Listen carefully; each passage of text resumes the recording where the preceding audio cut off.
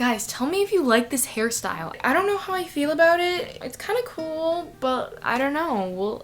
Just let me know what you think down below. I would love to hear, because I don't usually experiment with my hairstyles, but I think Michaela's gonna take herself out of her comfort zone, okay? She's gonna try new things. Hey guys and gals, it's Michaela Lysak. I've been editing. I just did a self-tape right now. You'll see that later in the video that I had to do a self-tape, but listen up. I am very sorry about this video because of my camera. I love the information in this video, but the camera is really upsetting because it keeps going and it will focus and then defocus, and it's like, excuse me, sweetie, you're supposed to focus on my face. The camera is just being wiggy. It was having a bad day, bad mood. It was a little aggravated. Just letting you guys know that. Let's continue on with the video. Hi, my name is Michaela Lysak. Welcome to my channel, or welcome back to my channel. And today we have a highly requested video. People want to know, how do I get auditions? How am I supposed to put myself out there?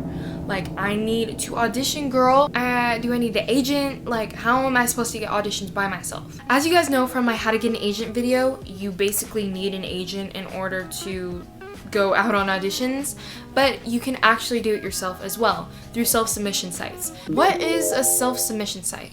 It's pretty self-explanatory. It's literally in the title.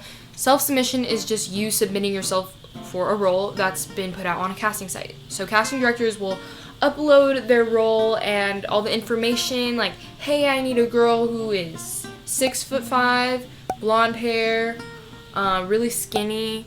Actors can go on the sites and be like, oh my gosh, I totally fit that, and they can submit themselves for the role and audition if they get accepted. But just letting you know, self-submission sites are not as beneficial as having an agent or a manager. When you have an agent or a manager, they can give you jobs for prestigious networks.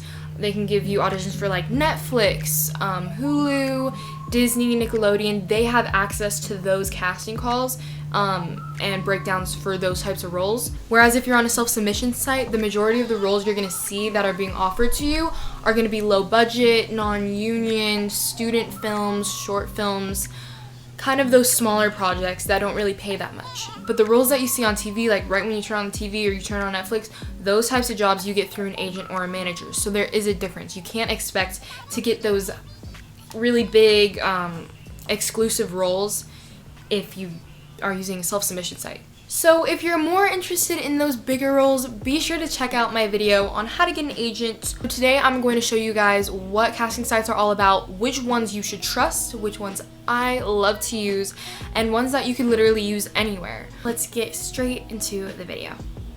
So the first site I have is Castingfrontiercom. This is a really good site that I personally use and have an account with, so you can go through and look at whatever plan might fit best for you. And just letting you guys know, I can honestly say that this video is not sponsored by any of these casting sites. These are what I use and what I have experience dealing with. Number 2 is Backstagecom. This is probably one of the best sites I recommend in this video because it has so many resources for actors, not just casting calls. It has articles, videos on everything you need to know as an actor. This is your resource, so please be sure to check out this site.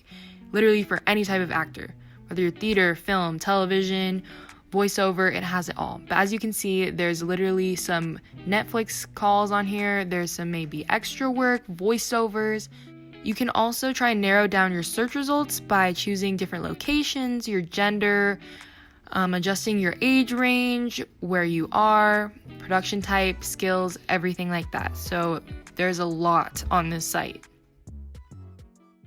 Next, we have Actors Access, and as you can see, literally when I was filming this, I got an audition, and it came in, and I was like, what the heck, because I was still in school on this day, but I got an audition from this site, and when you get an audition, it actually looks like this. So you get an EcoCast, you get invited by whether the casting director or an agent, and you can view the audition details. These are the audition details. I have to blur some of the important details, but it shows like the producer, director, the name of the project, the status, so this is SAG-AFTRA, the role name, everything about the storyline, role description, and at the bottom it even attached a script. And it also said the deadline. And I was like 4 hours away from the deadline, and I was like, dang, I gotta learn this right now. So it was crazy. But yeah, so I just opened up the script and I blurred it. But for those of you who have questions about, okay, well, what do I use when I go to an audition? Do I use a monologue? Usually when you audition, they will provide a script for you. Y'all, okay, I'm back again. So I had to do that self-tape. Stuff like this happens as an actor. You can get auditions like that and it'll interrupt your whole day. I have never been to online school. This is my first time doing online school because of quarantine, all that, but I've always been to regular school. And this would happen in real life. I would get calls from my manager, emails, and they'd be like, hey, you have a same day audition. And I'd be in class, I'd be like, oh snap, I still have 3 periods. So then I would have to learn the script in a few hours, drive up to LA, and it was a lot of stress, and so I guess it's still like this. It's on quarantine, I guess. Back to the video.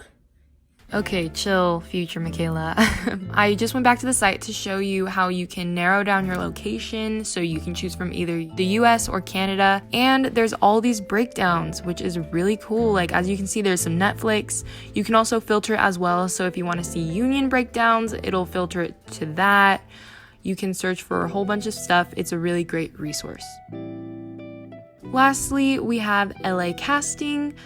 As number 4, this is one I also use and my agency made me sign up for, as well as my manager. This one, you get a lot of commercial and print auditions. So yeah, if you're into more modeling and print auditions, this is definitely the site for you, but those are very ubiquitous types of casting calls, and you will find a lot of them on all different sites. So I hope you guys enjoyed the video, and I hope you guys found some helpful tips on how to start self-submitting. It's a super helpful tool to have as an actor.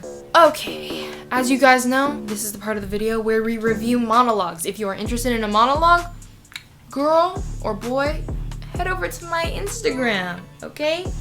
Highlight section, monologues. Check out the information, send me your monologue, I will review it so that I can help you, you can help others, and it's a win-win-win situation. Let's go. We gotta find a video. So today we're going to be reviewing Jack Price's monologue, and his Instagram is _jack.price_. I don't mind cleaning and doing chores. I like fixing things and keeping things tidy. Beats doing homework.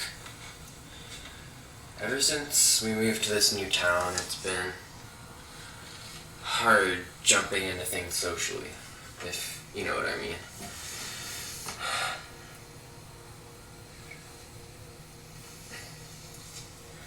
You know, it's funny.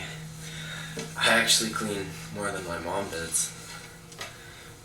Well, she does work a full-time job to pay for what the alimony and child support won't pay for, but I get mad at her sometimes. She always tells me, you know, baby, you can't always keep everything clean. Sometimes things get messy and can't be fixed. I know. It's just things I can control. I like to. Okay, I actually really like this monologue. I assume that this kid is maybe talking to a friend that he just met at this new town, somebody that he basically just got to first know. Let me look at some little details and let me comment about those. But overall, I thought your pacing was really good. I liked the way you said a lot of the lines, but I feel like when I was watching it, there could be some improvements with facial expressions and just some moments, just making them a little bit different, stand out from the rest of the piece. So let me just look at this. I don't mind cleaning and doing chores. I like fixing things and keeping things tidy. Right. Beats doing homework. Yeah, I like that moment where it's like, I mean, you could be like, beats doing homework. Like, kind of just, because the way you said the homework part, it kind of is the same tone as what you said previously, so you can maybe think like, I mean, hey, beats doing homework. So that could kind of be your before thought, but give it like maybe a little laugh, like, beats doing homework, you know? And then kind of go back to it. It's been hard jumping into things socially, if you know what I mean. I liked the way you did that.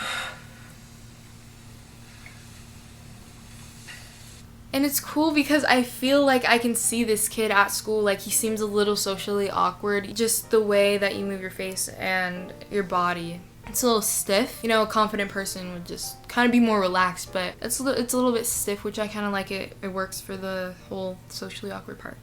You know, it's funny. I actually clean more than my mom does. Well, she does work a full-time job to pay for what the alimony and child support won't pay for, but... Yeah, even that too, that was nice. You could even take it a different way. Instead of talking to your friend, like, maybe you can get a little more deep in your thoughts, thinking about, like, it's funny, I actually clean more than my mom does.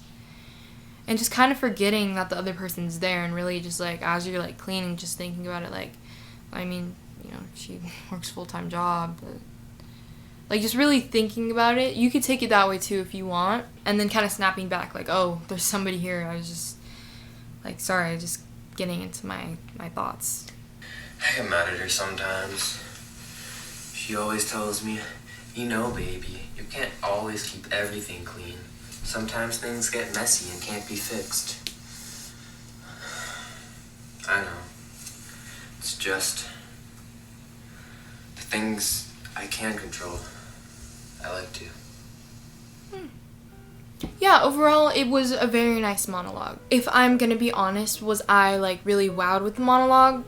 I wasn't, but I thought that it was really good for you. I think the way that you act, I can kind of see just how you act. It was a good choice for you because I think that you can really play the kind of socially awkward kid, just, like, with the way your facial expressions work, because you're not very overly expressive, and sometimes, like, in real life, when we meet these people who are a little more shy, like, they're not super expressive. Like, I'm very outgoing, and I will do crazy expressions, but with the shy person, they might not be as expressive. So I feel like you can play these characters really well, just, you know, based on your acting style. But yeah, overall, I thought it was a really good monologue, and if you guys have any tips, leave them in the comments section below. Tell me how you think Jack did. So yeah, that is going to be it for this video. Subscribe if you enjoyed and are interested in some more helpful acting tips, and I will see you guys in the next video. Bye.